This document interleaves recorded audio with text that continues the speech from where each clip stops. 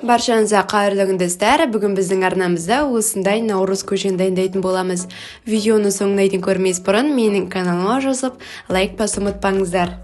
Ол үшін бізге шұңғыр ыдысқа суымызды құйып, қойдың немесе жылқының немесе сиырдың етін алып, оған қазына салатын боламыз. Менде бұл жерде қойдың омыртқасы.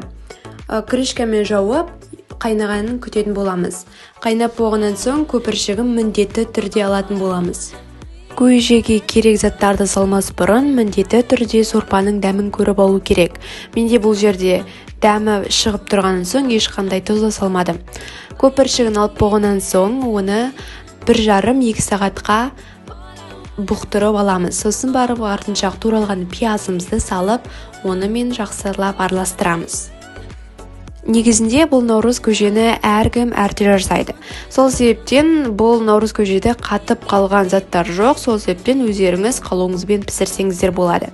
Келесі кезекте жуылған перловкамызды алып, оны да салып шығатын боламыз. Жақсылап етіп араластырамыз.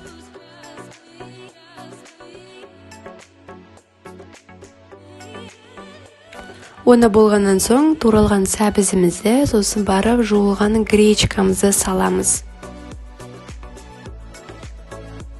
Сосын барып жүгері немесе горохты қолданып салсаңыздар да болады.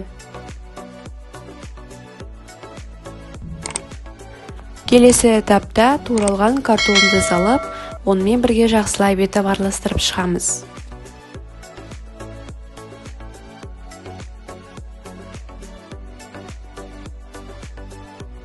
Көжемізге түс беру үшін томат пастасын салсаңыздар да болады. Бұл сіздердің өз еркілеріңізге байланысты. Етіміз жақсы пісіп болғаннан соң оны сүзгішпен суырып аламыз. Газды үлкен жыламдыққа қойып, осындай қайнап тұру керек. Сосын барып артынша 3 ток лапшамызды саламыз.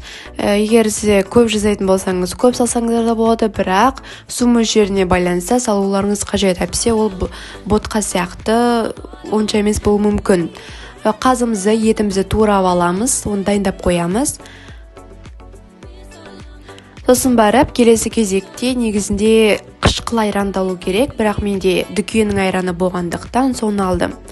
Сол айранды жаңағы сорпамызға құйып шығамыз, онымен бірге жақсылап етіп араластырамыз. Міне осымен біздің наурыз көжеміз дайын.